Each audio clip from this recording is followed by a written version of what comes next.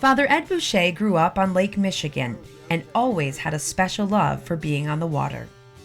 So as a young priest ministering across the Diocese of Saginaw, he asked permission from his bishop to join the Navy as a chaplain.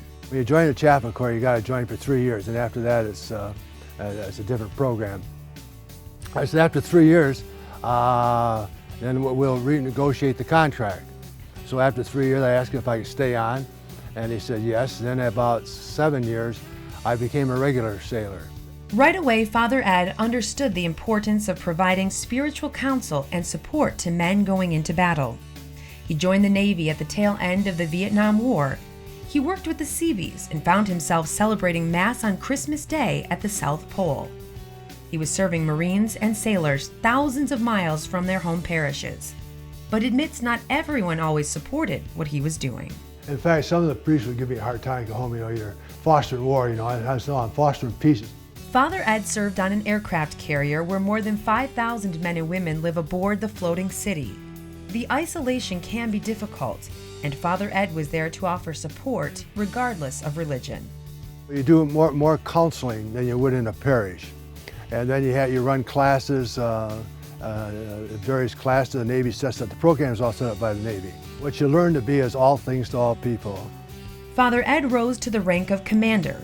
He was aboard an aircraft carrier when America retaliated against Libya for terrorist attacks. I was on the USS America when we bombed Gaddafi in '83.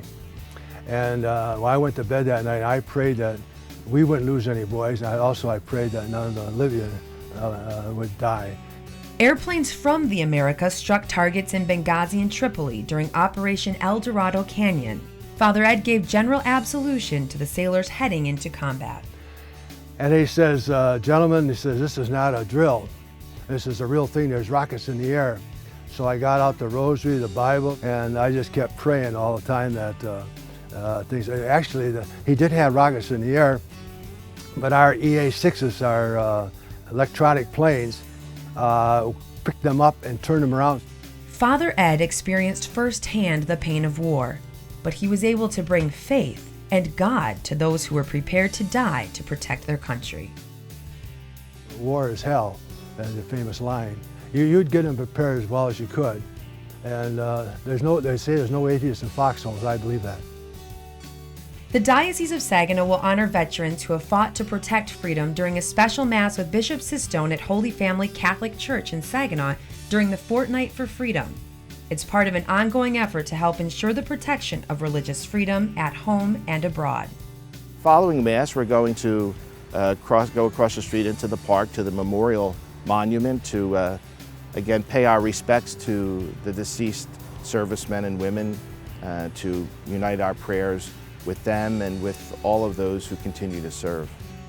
To learn more about what you can do to support religious freedom, visit the diocesan website, saginaw.org.